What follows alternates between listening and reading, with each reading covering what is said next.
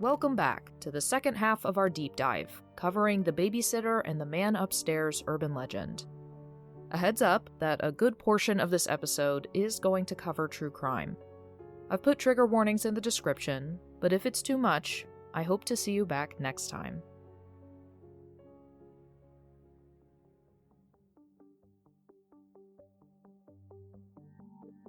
While advertising in the 40s encouraged girls to behave responsibly, the slashers of the 70s and 80s took a different route.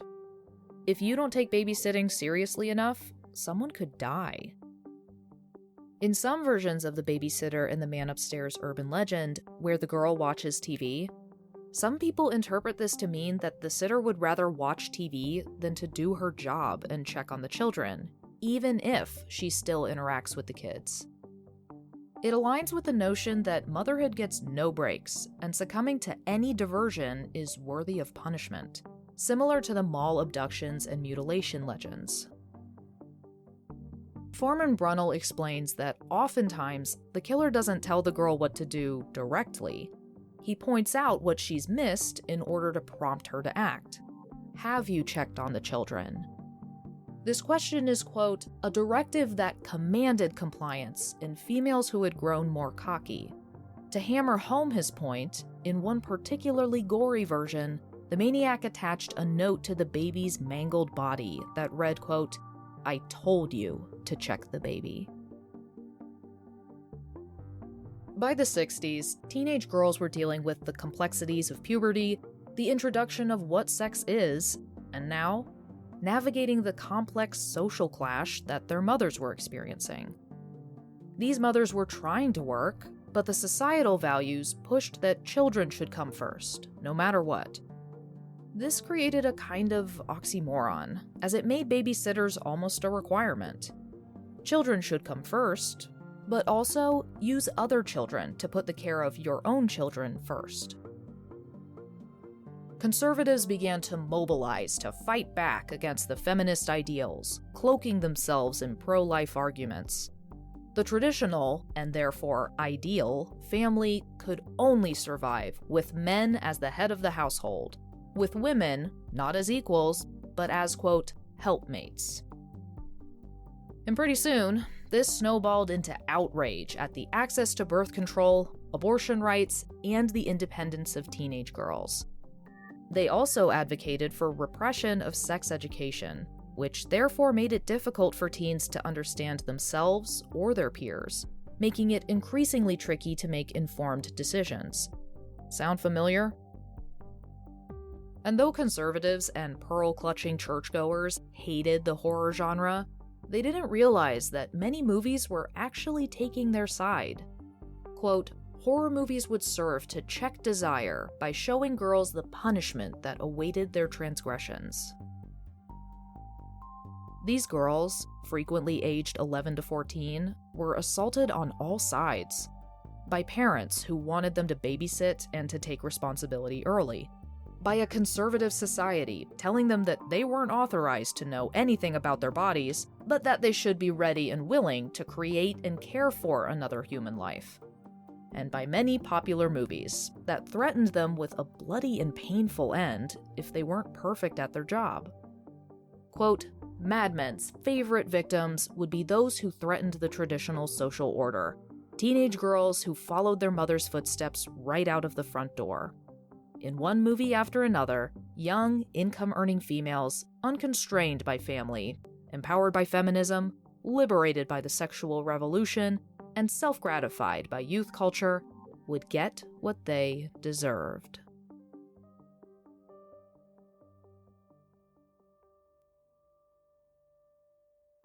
And if we go back to the stewing, bubbling rage that men were experiencing, Foreman Brunel writes, quote, the complex contradictions of masculinity during this period of profound gender transformation found expression in the legendary maniac who stood for dissatisfied husbands, authoritarian fathers, and exasperated employers. The legacies of such masculine ideals as responsibility, commitment, and self-discipline had left many, quote, perpetually irritable husbands, feeling constrained by unreachable expectations and unreasonable demands. Unable to realize the post-war ideal of domestic masculinity that combined providing with parenting, many frustrated fathers had been becoming increasingly joyless, compulsive, and consumed by concerns about family finances, including how much to pay the babysitters. Though the maniac instructed the babysitter to, quote, check the children, in the end, it was the father who had, quote, checked out. Men managed to retain the narrative of being the head of the household for far longer than they thought. Hell, it's still around in some places, even today, even as women work side by side with men. But this meant that although the babysitter urban legend had the parents gone for the night on a date, the symbolism presents a home absent of a protective patriarch, leaving it vulnerable to intruders.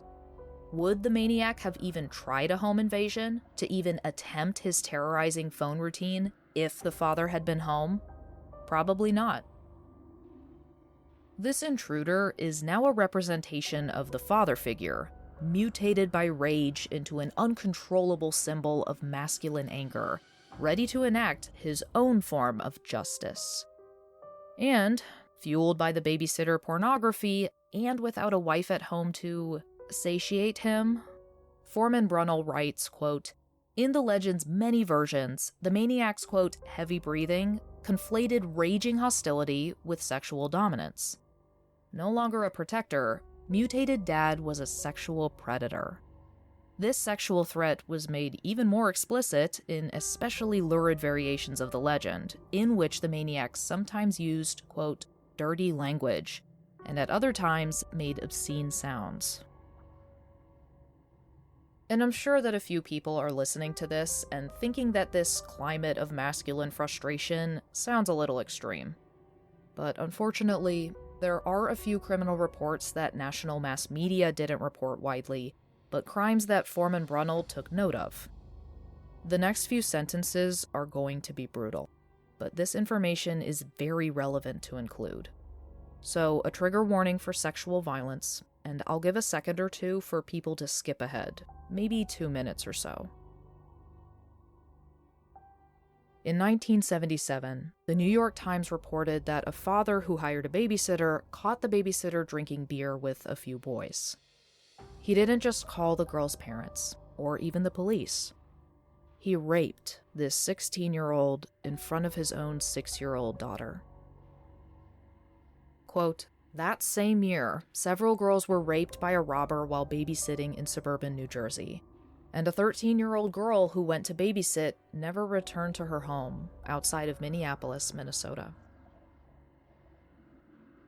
In the case of the babysitter drinking beers with some boys, that decision to do so is completely unacceptable. However, the father felt the need to assert dominance over this teenage girl, this child, so strongly that he destroyed multiple lives that day. I don't know what happened to that babysitter afterwards, or the 6-year-old. I can only hope that the babysitter got some help, but considering the year that this took place, I don't really want to think about how many adults probably told her that she deserved what happened to her. As for the little girl, I hope that a family member took her as far away from that monster as possible. These girls were clearly viewed as prepackaged victims, just waiting to be brutalized. And according to a number of men, they had every right to take that opportunity. They were paying these girls. They were an employer now, a boss. These weren't children to the men anymore, but employees. When these girls didn't respect that pecking order, there were men that snapped. There was no HR, and the men felt justified in their rage. So they fulfilled that urge for violence. But where's the mother, symbolically, in all of this? In most versions of the urban legend that I know, the telephone operator that the babysitter calls upon is female. This feminine voice tries their best to help the girl. Quote, yet all the disembodied maternal voice could do was to inform the babysitter that the maniac's calls were coming from inside the house. You could argue that the mother, also absent, in the sense that she's chosen to be away working rather than at the home, can do little else to support young girls, because she's simply not there.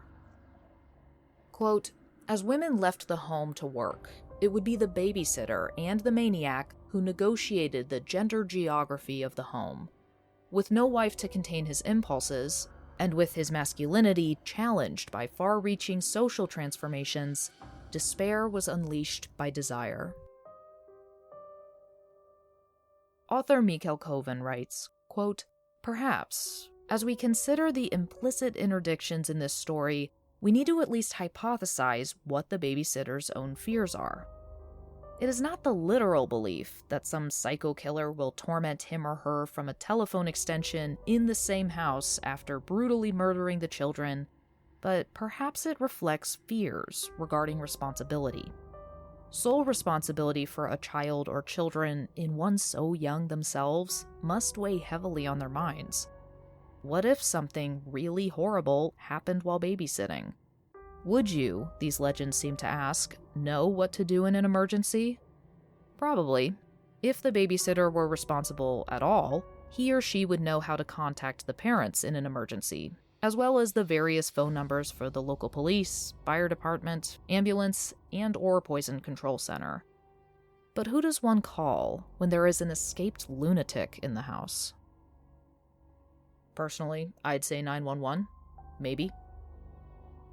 Folklorist Sue Samuelson writes, quote, "Significantly, the threatening male figure is upstairs, on top of and in control of the girl, as men have traditionally been in the sexual relationship. In killing the children who were in her care, the man brings on the most catastrophic failure any mother can suffer." Though folklorist Heather Joseph Witham had an interesting point to make when I interviewed her. It feels clear that this story is meant to scare young girls into being better caretakers when they babysit, but I wondered what you think. I mean, it may be about the girl, but ultimately it's the parents who lose the babies. The babies get killed in those stories. So it's almost like the parents, for leaving the kids with the babysitter, are at fault, rather than the babysitter herself. But then, why is this story only told between teen groups, if it's possibly meant for parents too? Well, the teen grows up and hopes to become a parent, maybe. This introduces the fascinating suggestion that this story is supposed to be a cautionary tale for everyone involved. If you're going to engage in something that doesn't follow the status quo, you'd better be ready. Parents, choose your babysitters wisely, else you lose your children. Babysitters, be vigilant and prepared, or else a dangerous situation, an intruder, a fire, an unattended body of water, whatever it may be, could mean the death of innocence.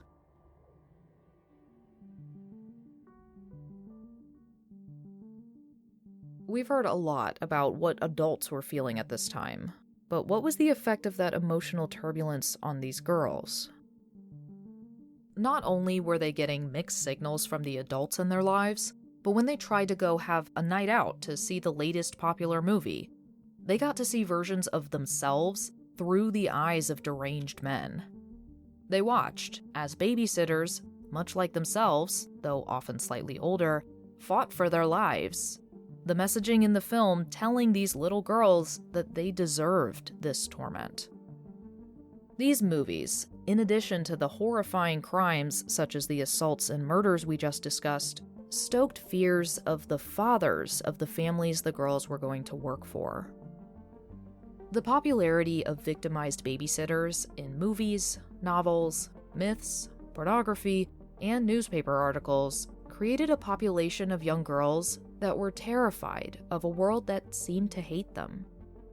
Many young girls not only feared being victimized, but expected it.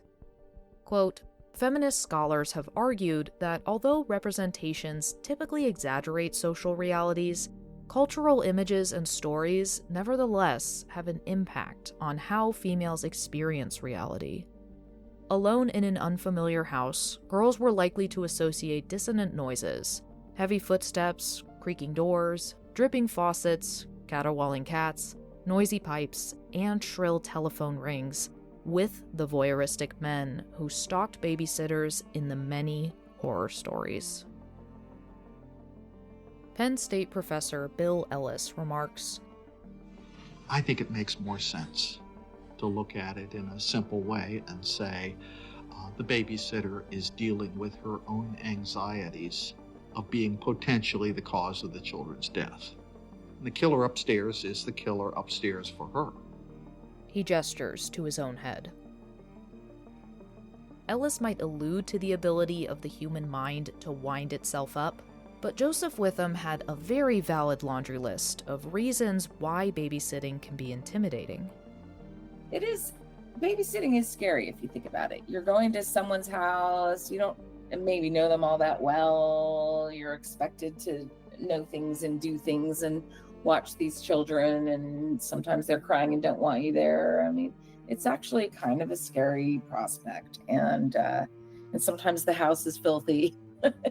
And you're nervous the whole time and calling your own mom. So, again, I think it's just like many of these others, these rites of passage, growing up narratives for girls where they're betwixt and between and don't know how to behave and have to learn about the dangers of the world and what their role is in it. So it's, it is a warning and it is scary, but it's also a growing up story. But that's so interesting when you put it that way, because you're right.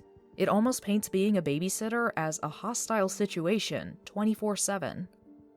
And is the man of the house going to make a pass at you? I mean, there's all these kinds of things that you don't know is going to happen. Yeah, it is scary. And then the parents are probably supposed to step up and stay home, I guess, is the lesson you learn. I don't know.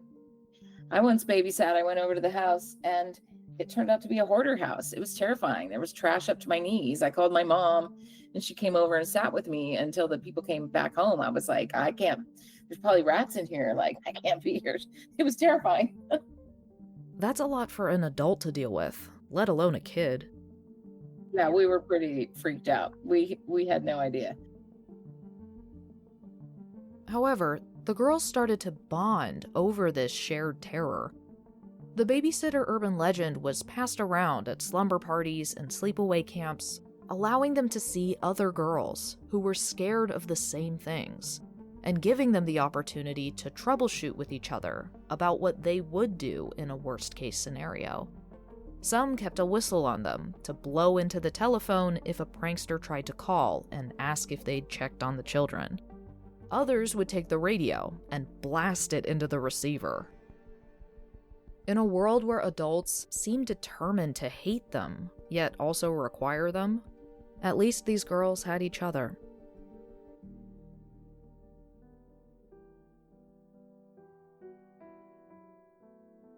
We've already skated around a few brief articles reporting actual violence against babysitters. Now, Stephen Winnick of the American Folklore Center says, one thing that's interesting about babysitting is that it doesn't increase your danger of being attacked at all. It would be a completely random event for a babysitter to be attacked during a house burglary. But it induces anxiety because suddenly they're responsible for these other people's kids. It has nothing to do with your potential for becoming a crime victim, but it may be getting expressed in stories in which the babysitter becomes a crime victim. And I agree with him. There aren't a ton of stories that support that being a teenage babysitter automatically puts you in far greater danger of a crime of violence by a stranger. However, there's a set of murders, a few years apart and in the same city, which seem to mimic the urban legend uncannily. We're going to talk about them because they almost certainly help to develop the babysitter urban legend. So this last section, before the conclusion, will go over these true crime cases. For those listeners that aren't huge true crime fans, I'll try to put the time code in the episode description so that you can skip ahead. On February 6, 1946, 20-year-old Stevens College graduate Rose Mary Lou Jenkins was home alone. When her mother returned home to their bungalow, she found bedclothes scattered around the room, their furniture overturned. Her daughter had put up a hell of a fight for her life and lost. She'd been sexually assaulted and strangled with an electric cord. As an article of the Cincinnati Post from February 7th, 1946 writes, quote, "Her mother, caring for an invalid neighbor 300 yards away, had not heard the dying girl's screams." Unfortunately, this wasn't an unusual occurrence. The area of Hinkson Creek, Missouri was notorious for rape crimes throughout the 40s and 50s.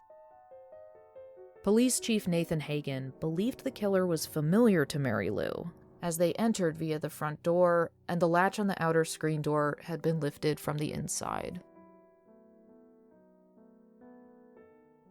Janet Christman was 13 years old in 1950, the eldest of 3 girls. The family had moved to Columbia from Boonville, now running Ernie's Cafe and Steakhouse.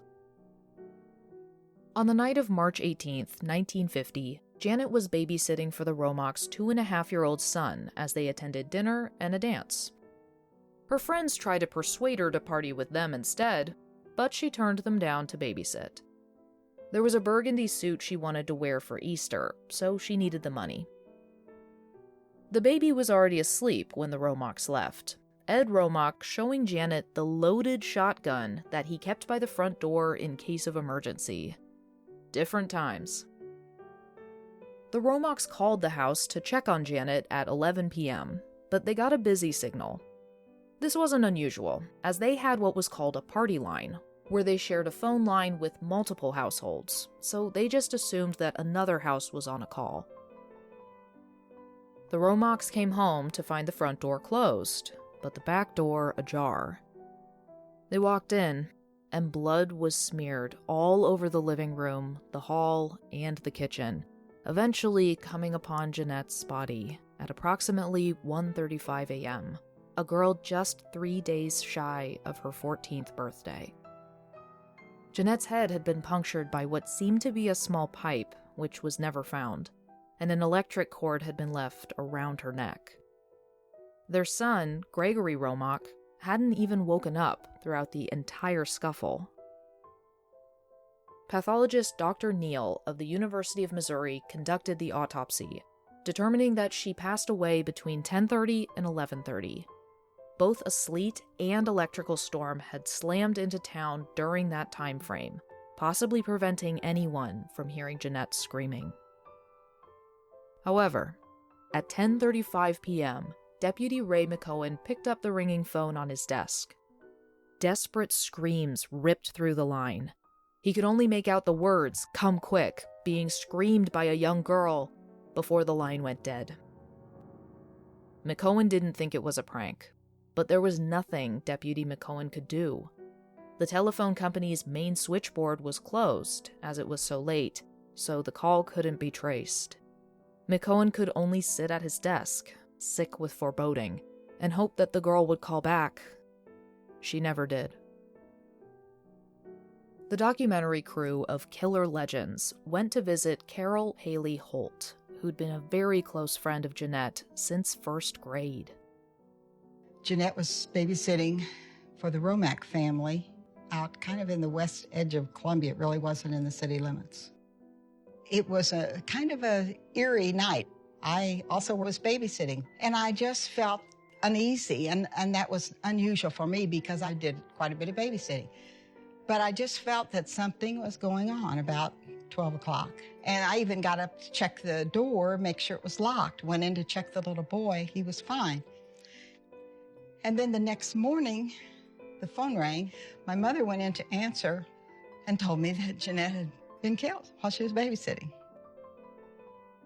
In a line that reminds me so much of Pearl Bryan, Jeanette was buried on March 21st, 1950, her 14th birthday. She was wearing the burgundy suit that she'd been babysitting to save up for. Jeanette's death was the third criminal incident involving women in the same neighborhood within 6 months. They even summoned bloodhounds from the state reformatory in Algoa, tracking the killer 6 blocks to a bus stop. The dogs repeated this path 3 times. The police questioned the bus drivers in hopes that they saw someone suspicious at the stop, but no luck. The killer must have changed his clothes or something, because there's no way that that monster wasn't covered in blood. Back to the present day. The documentary team even went to the house where Jeanette's murder took place. The current owner of the house didn't know anything about it, but they directed the team to the house next door, as the couple there had been living in the area for years. When they spoke to this elderly couple, the interview took a hard left turn. 2 years before, a crew, much like this documentary team, had come looking at the house. When this team had asked which house the murder took place in, the leader of the crew stepped forward. He was Gregory Romock, the baby that Jeanette had been babysitting that night. We can only guess why this man felt the need to come back here. Was it simple curiosity? A need to understand and make sense of a monster that came so close to him? Possibly a level of survivor's guilt, though I hope that isn't the case. But unless I find the video that he shot, we can only guess. When we compare these two cases, we see two girls who are alone in an opportunity that would be more than convenient for a murderer to just stumble upon. They'd been strangled with an electric cord that had been cut from its appliance, and despite being several years apart, the murders were incredibly close to each other when it came to the locations. And when I say incredibly close, I mean that they were 2 blocks from each other. The similarities between the two cases are impossible to deny, but the crime scene still confused a Kansas City profiler. The perpetrator had broken the window, and Jeanette had fled to the phone, but then the perpetrator came in through the front door. But why? It's fairly possible that since Mr. Romock had shown her where he kept their shotgun in a closet by the front door, by breaking the window, the suspect had potentially distracted her from retrieving the shotgun so he could get inside the house. This implies that the intruder knew there was a gun, where it was, how long it would take to jog around the house to get into the front door, and how to make his way around the floor plan. The Kansas City profiler's conclusion is that both girls knew their killer. So, who are our suspects? Our first is a mentally challenged man named Floyd Cochran. He ended up being arrested for killing his wife and executed on the 26th of September, 1947. Though certainly violent, he doesn't make for a compelling suspect. Local historian Mary Beth Brown had pored over the transcripts, and she didn't think he'd have the mental capacity to plan and execute a murder like this. She, and many others, had a different suspect in mind: Robert Mueller. Robert Mueller was a high school friend of Ed Romock, the same Romock that Jeanette had been babysitting for that fateful night. He managed his father's restaurant, Mueller's Virginia Cafe, and was married with several kids. Despite having children of his own, he had a reputation for inappropriate behavior around young girls. Sure enough, when the police sat down to talk with the Romocks, they admitted that Mueller had often commented about how hot it was that Jeanette was a virgin, frequently mentioning her well-developed form. Romock also said that at one point, Mueller had told him, quote, "I might have done it and then forgotten it." Mueller even carried around a mechanical metal pencil with a punch end that, quote, generally matched the puncture wounds on Christman's head. And here's perhaps one of the most significant pieces of information. Mrs. Mueller, the creep's wife, had called Jeanette to babysit, but Mrs. Mueller found out that Jeanette was already babysitting at the Romocks. And Mrs. Mueller almost certainly mentioned it, in passing or otherwise, to her husband. He certainly knew she was alone that night, at a house he was familiar with. But the police only had Mrs. Mueller's testimony, no hard evidence. After Jeanette's death, Mueller alluded to knowing details about the crime that an innocent member of the public wouldn't know. He was also attending the same gathering that the Romocks were at on the same night. He also excused himself from that party for 2 hours. Local historian Joan Sorrells also tracked down a few rapes within 2 blocks of Jeanette's murder. The rapist had worn a mask. When she shifted to look at Mueller, it turns out that he'd been interested in the theater, and he had made masks for the theater. It all sounds almost verbatim from the last version of the babysitter story we covered. Football player Jake knows that his girlfriend will be alone babysitting, and where. The mask adds another commonality as well. I guess I could see that version just being created by someone who watched Scream and Halloween, and I mean, who hasn't? But the similarities feel too close in this case to be coincidence. Despite passing a polygraph, the police thought there was enough evidence to make an arrest. Unfortunately, a grand jury refused to indict, and Mueller never stood trial for Jeanette's murder. It also didn't help that the sheriff's department and the city police butted heads over this case, resulting in the police at large fumbling the entire investigation. Mueller fled, taking his family to Tucson, Arizona, eventually passing away in 2006 at 83 years old. But as the documentarian of Killer Legends points out, the rapes stopped once Mueller left town.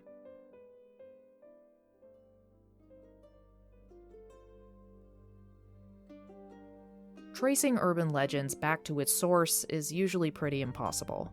These legends evolve over decades, sometimes centuries, and are usually the amalgamation of a few different stories. However, I really do think this might have been the source. The babysitter legend is slightly more recent than most of the ones we've discussed, becoming popular and developing into the 60s. That's a whole decade of people talking about this case, in combination with the other news reports we mentioned. And where this story may have faded into obscurity, along with thousands of others, the screaming voice of a young girl begging for help before being cut off, that's the kind of terror that people can't shake. And the girls were so young. Often I feel like people forget how young.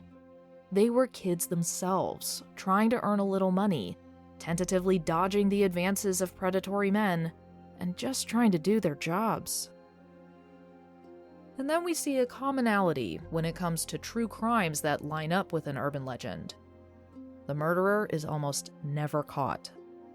This murderer, whoever it was, got off scot-free and potentially went on to stalk and murder other little girls.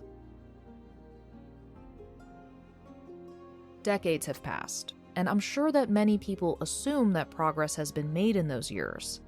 Some, yes, but a lot of it has been walked back, fairly recently too. With the rise of the internet, it seems impossible for young girls to escape the pressures of what society thinks they should be.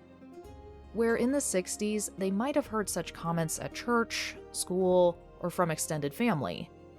But now, it can simply follow them home in their pocket. I can't help but think back to a concept we discussed in The Hook Man and the Dead Boyfriend. The heroine is not free.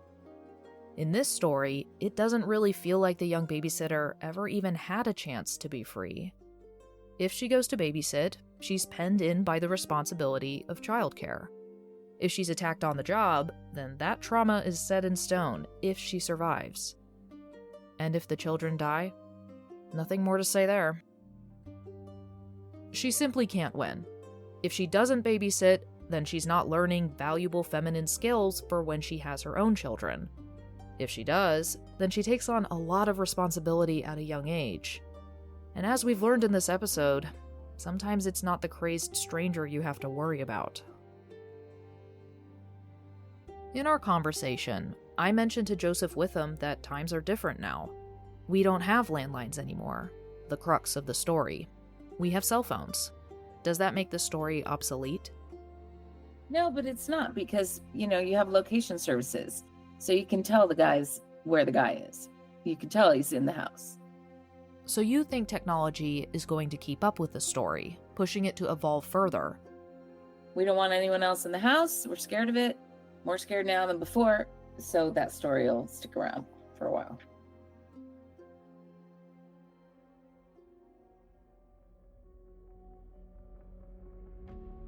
Well, we've reached the end of yet another spooky season. This was the longest season yet, and it's been one hell of a marathon. Thanks again to Professor Heather Joseph Witham for letting me ask her about these urban legends. A huge thank you to everybody who's joined me for a third season of the show, and to those who have started to share the show with others.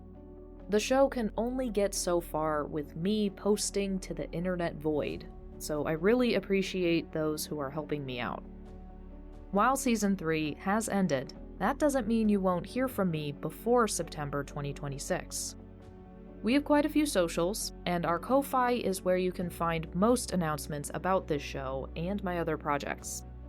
I hope you've enjoyed this season, and I'll see you next time.